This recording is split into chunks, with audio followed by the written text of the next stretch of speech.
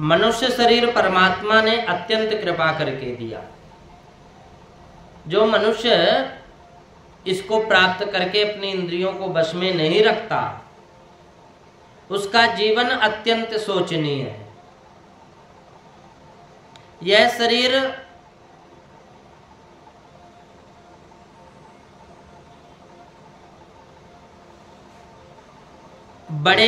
भगवान ने बड़ी कृपा करके ये शरीर प्रदान किया, और हम इस शरीर का सदुपयोग ना करके दुरुपयोग करते हैं।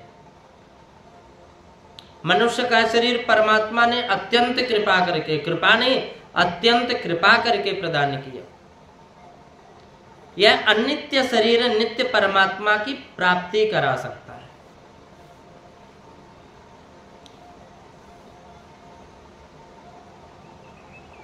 भगवान ने कहा, मैंने अनेक प्रकार के शरीरों का निर्माण किया, लेकिन मुझे मानव शरीर बहुत प्रिय है, बहुत प्रिय है। मनुष्य शरीर ज्ञान तथा भक्ति प्राप्त करने का साधन होने से सर्वश्रेष्ठ है। मनुष्य शरीर सर्व फलों में सर्वश्रेष्ठ है, मूल है। इस उत्तम नौका रूपी शरीर के कर्णधार गुरु हैं तथा परमात्मा की कृपा रूपी अनुकूल वायु द्वारा ही इसको गति प्राप्त होती है।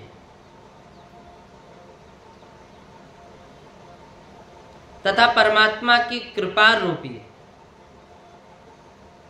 अनुकूल वायु द्वारा ही इसको गति प्राप्त है।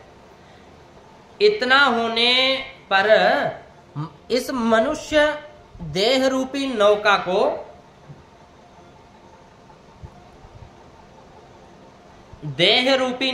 को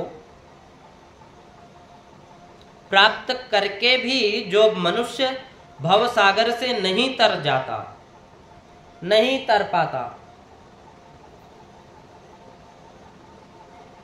वह निश्चय ही आत्महत्या करने वाला होता है।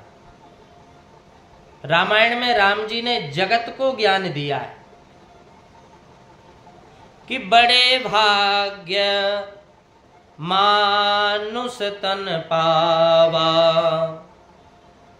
सुर दुर्लभ सब ग्रंथ ही गावा, साधन मोक्ष कर द्वार, साधन धाम मोक्ष कर द्वारा,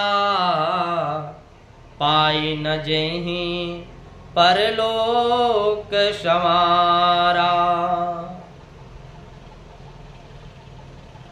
बड़े भाग्य से मानव शरीर मिला है, और इसको इतना ही नहीं, बड़े भाग्य मानुष तन पावा, बड़े भाग्य से मानव शरीर हम सबको प्राप्त हुआ। और ये दुर्लभ है किसको? सुर दुर्लभ सब ग्रंथ ही गावा, ये देवताओं को भी दुर्लभ है। बड़े बड़े ग्रंथ भी, वेद पुराण शास्त्र भी कहते हैं कि साधन धाम मोक्ष कर द्वारा, ये साधन धाम मोक्ष का द्वार है। पाई न जेहि परलोक संवारा, सो परत्र दुख पावै, सिर धुनि धुनि पछिताय, कालहि कर्महि ईश्वर ही मिथ्या दोष लगाए। फिर हम समय को ही, भगवान को ही दोष देते हैं। काल ही कर्म ही ईश्वर ही मिथ्या दोष लगाए। आकर 4,84,000 जिन भ्रमत यह जीव अविनाशी, फिरत सदा माया कर प्रेरा, जो निभ्रमत यह जीव अविनाशी। आकर 4,84,000 जो निभ्रमत यह जीव अविनाशी। फिरत सदा माया कर प्रेरा, काल कर्म स्वभाव गुण गेरा। कबहु के कर करुणा नर देही, देत ईस बिनु हेतुन सनेही। नर तनुभव बारिध कहूँ बेरो, सन्मुख मरुत अनुग्रह मेरो। कर्णधार सद्गुर कर्णधार सद्गुरु दृढ़ नावा।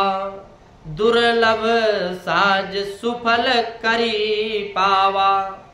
भगवान की कृपा। राम जी कहते हैं, रामायण में राम जी ने जगत को ज्ञान दिया,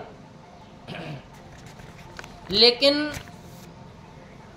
मनुष्य देह देकर तो परमात्मा ने जीव के ऊपर कृपा की ही। अब जीव को अपने ऊपर कृपा करनी बाकी है। जो न तरे भवसागर, नर समाज अश पाई। शोकृत निंदक मंदमती, आत्माहन गति जाय। आत्मैव आत्मनो बंधुर। मानव स्वयं अपना मित्र भी हो सकता है